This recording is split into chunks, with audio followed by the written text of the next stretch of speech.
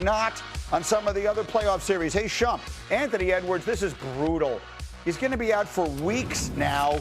So if I said Denver is going to come back and win the series from down 3-1 because Ant isn't there, do you believe it or not? I can believe that. You think Denver comes back and wins? Yeah. Tell me why. I think they can. I think they can come back and win. I say that because there are times that Minnesota does have disarray. There are times that I don't understand them and they don't look like that good playoff team. But then Anthony Edwards goes out here and just fixes things offensively. Without him and Dante DiVincenzo, I think that the Nuggets have a chance just knowing their championship pedigree. I mean, the team was looking so good until lose both those guys. Yeah, they can win this with their defense still, and Jamal Murray and Jokic especially is really struggling. I know, but this is brutal. I mean, to see Edwards go down and DiVincenzo. Who can win with their defense still?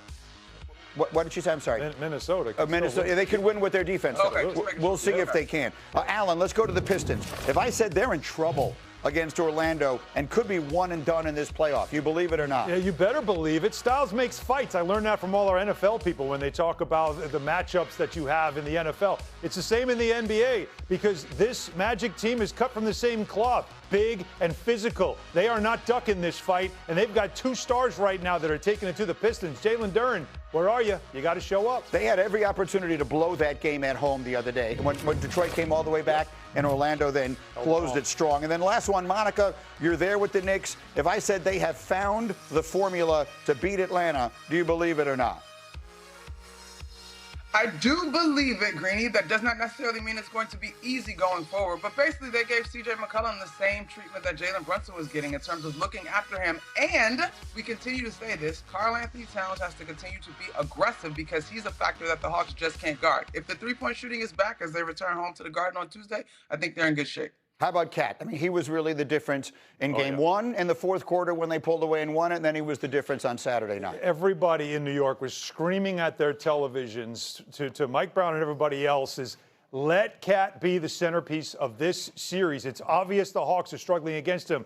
When he's on the court in this series so far, the Knicks are plus 46. When he's off the court, they're minus 21. That's the only math you need to know. He is definitely the guy. And then at the top of the offense, which they started to do in this game 4, playing Brunson off the ball, but also OG Anunoby was feasting off this because Towns was finding him with passes, back cuts for easy baskets, while the Hawks are focused so much on Jalen Brunson. You've got one-on-ones that they can't handle on the other side. You know, Shump, a basketball playoff series is such an interesting thing. Every game is a referendum on everything.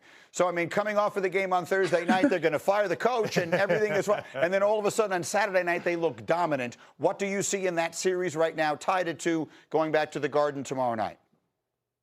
Well, I think they just restored a little bit of order in this series.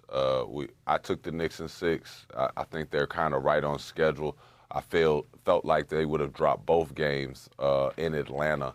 But I definitely think that Karl Anthony Towns just being the center, not the center so much as far as let's get him going, let's make sure that he scores, but it's the playing through him. Make sure he gets a touch so that the defense has to collapse. They have to pay him attention. They have to shift. They have to tilt. They have to do things that they are really not principled to do when you also have a Jalen Brunson on the court. Having both of those guys on the court and then having to tilt for both of them, especially when they're on opposite sides, doesn't do anything but, like we were talking about earlier, leave straight line drives and cuts wide open at the basket, which OG has really taken advantage of. Josh Hart has taken advantage of.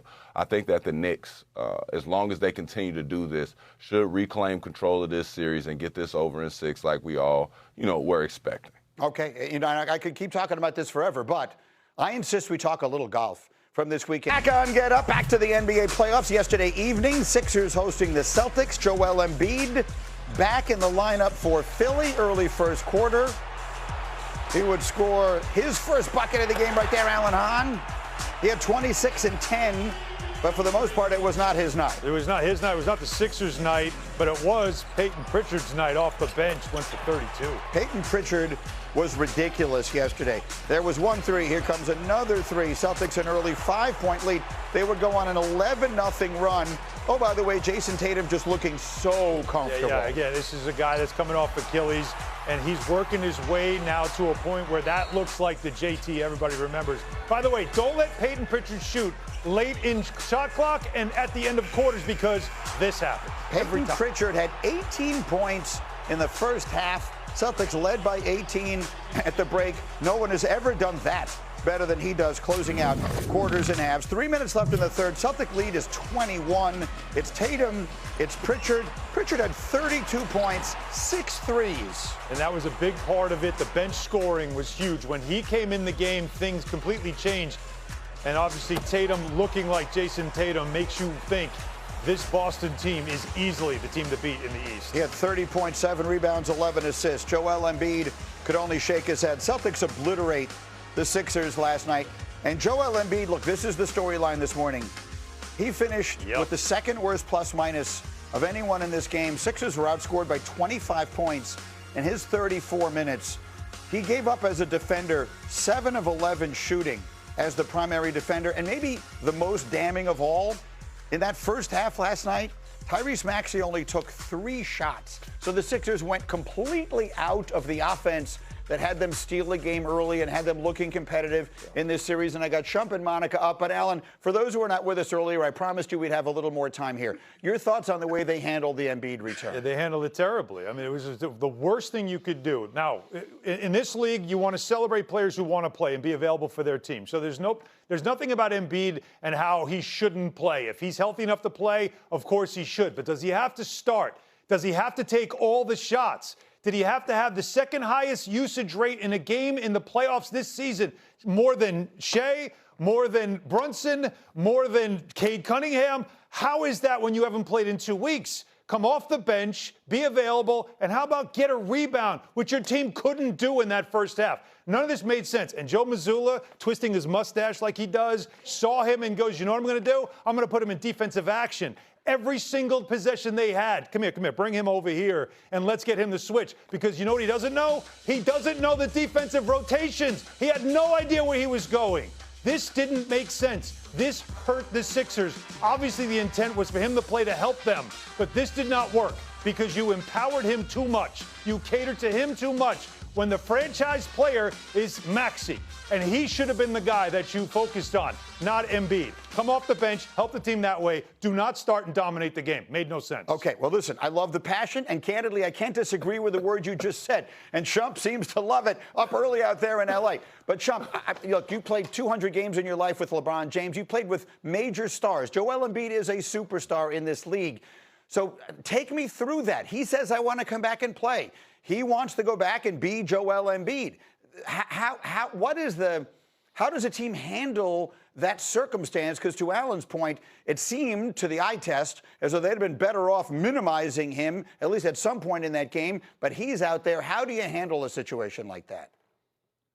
Well, as a player, you definitely want to be able to have the conversation to have with Embiid to take accountability for not knowing the game plan or not knowing the rotations, not having as much pop in his step. But you also, as the other guys on the team, have to understand we're going to hide him this game.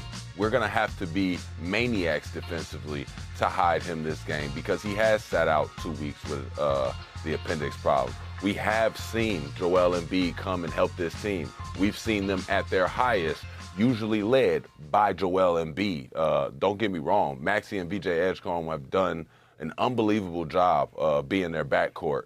But for us to look at Philly seriously, we all knew Joel Embiid had to play well. It's just tough coming back after sitting out for 2 weeks, coming back against a Boston Celtics team that plays 9-10 guys, going to get it off to the races and play by 3. Monica, help me with it here, because I don't disagree with a word Alan said, and yet there is a part of me that understands that this is kind of a complicated area when a player of his stature comes back and says, oh, I'm back to save the day, and now you want to say to him, listen, big fella, we're actually better off if we don't do that. How do you think they handled it, and how should they have handled it? Maybe I'm the only woman in this, or maybe I'm being a little bit naive. you tell him he can't start, or you pull him so that you can have a spurt where your guys that have been hooping have an opportunity to play fast. Like, I actually think we're making this complicated. Yes, Joel Embiid was the process, was the franchise, but we got to deal in the here and now. Boston got 7 more shot attempts up than the Sixers, and that is partly because the game was playing too slow. If this was not a playoff return in this moment, all coaches make game plans based on what is needed in said matchup. So I actually think he probably should have sat a little bit more to try to let those guys play a little bit faster. But I also think this, Greeny, this wasn't ever really a game. Like, the Celtics jumped out, and maybe they were just letting him, I don't know, get lathered up in the potential hopes of trying to get the next game. But I don't think this is that big of a deal. I think this is why you have a coaching staff to evaluate what works best in ed matchup. All right, I want to get to a couple other NBA notes while I have you here. It was a fascinating one last night. Oh, by the way, they have 3 more years left with Joel Embiid going forward.